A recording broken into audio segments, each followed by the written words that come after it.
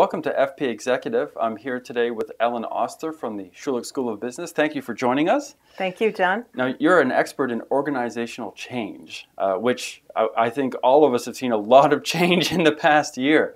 I'm wondering, as an expert in organizational change, what is the most dramatic or interesting change that you've seen come out of this economic crisis?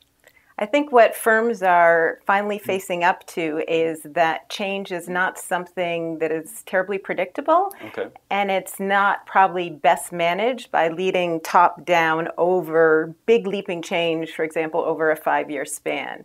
I think part of what the economic crisis forced people to think about was, how do we react quickly? How do we react smartly? How do we empower folks all over the organization, really, to make the changes that make sense given all the external flux?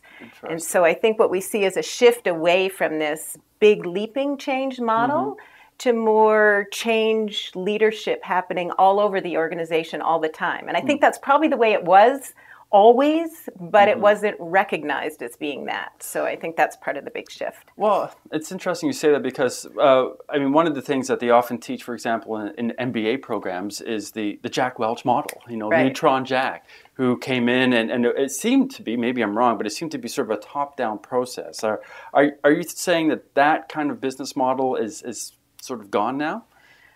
I'm not sure it's gone, but I think it should be moving out. I see. Okay. So I think the Neutron Jack model made sense when the world was maybe a bit less in flux, when we were more insular, when we were more parochial. It wasn't global markets, it wasn't rapid technological change, it wasn't economic crises.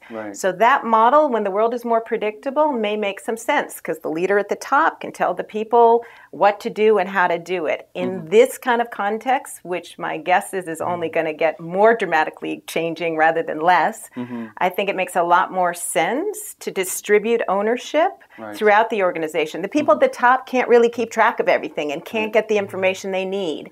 Their job maybe is more about providing guidance and parameters and leadership and strategic visioning. But the folks throughout the organization really, I believe, need to have the control and ownership to be able to make the decisions that make the most sense on the ground. Now, what you're saying is I would think, as I sort of run it through my mind, is an important change in the way an organization runs. It's also, when I'm thinking about how individuals work in that kind of organization, it's a big change. If you're thinking about a person who's worked in an organization where direction was the culture from the top, and all of a sudden that direction disappears, how does a person deal with that situation when they're said, okay, we're going to share leadership, we're going to share management, we're going to put you into a team and you're going to have a decision-making process that's all yours?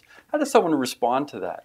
Yeah, I think it is dramatically different, but I believe that people generally have great ideas for how to do things in organizations. So I think most of us, if you ask us in our businesses, in our jobs, do we come up with 10, 15, 20 ideas a day for how things could be done better? Probably. Do we get to voice those? Do we get to choose which ones make the most sense? Do we get to prioritize those?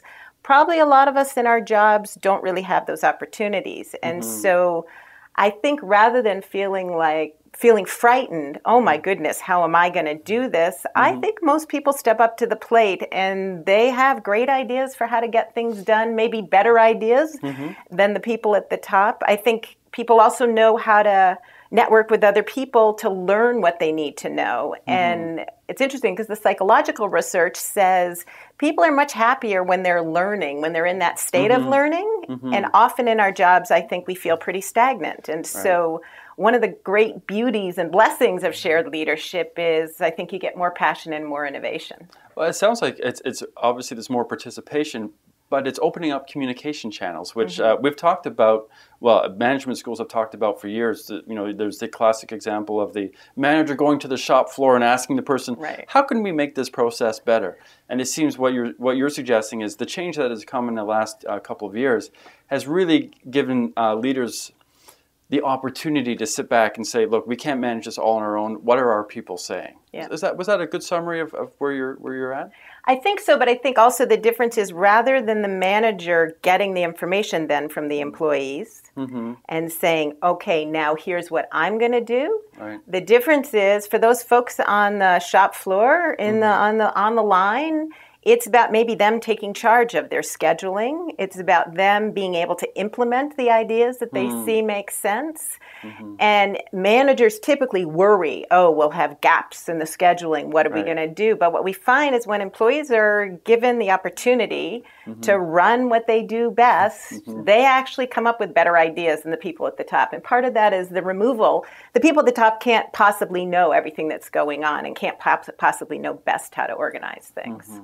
Interesting. Well, it sounds like a wonderful environment. I'm curious how you implement it. Have you seen any companies implement this kind of change? Yeah, so the implementation, what's interesting is people get on board quickly. People resist change in general when it doesn't make sense to them, when they're not given information, when they're not given control over what's happening, when they think the change leaders aren't very believable or trustworthy. And so the beauty of this kind of change is people actually experience what the skills you're trying to develop in the process of change. So rather than seeing change as this one-time event, see every change as an opportunity to further develop the change capabilities of the organization. And so, I think you're right that people tend to think, oh my goodness, there'll be so much resistance, when in fact people are pretty open, I think, to taking charge of what they do. Do you think this kind of work environment that you're talking about, where people are more involved in the not just decisions, but the implementation process and execution, does that help retention? Absolutely, absolutely. So this whole idea of the war for talent, the war for talent is not a problem, I think, when the organizational context is one that's nurturing and empowering. And so most people leave jobs. Yes, sometimes it's for that better opportunity, right, that comes along. But I think the problem is less about turnover and more about how oppressed and frustrated a lot of people feel who stay. Right? And so we don't really focus so much on that. We focus on the people who actually have the opportunity to leave, which tend to be the high performers. And absolutely, we want to pay attention to them. But we also have a huge amount of the workforce that's constrained in that organization because of family reasons or kids in high school or whatever. They may stay, but the question is the organization really tapping their ideas and leveraging their innovation? I want to circle back for 1 second. You asked me does this really happen in organizations? And I think all of us have been in those places. Where we feel that high energy kind of environment, whether it's, I go to oil changers to get my tires changed, and those folks and that oil changers on Shepherd Avenue, they are fired up about what they do. You've been in your bank, you've been in pockets of your organizations, and there are the prototypical organizations, Patagonia, Ben & Jerry's, people like that who are known for kind of creating these kinds of environments. Let's keep talking about corporate culture in our second part when we come back. This is great. Thank you. Okay, thank you.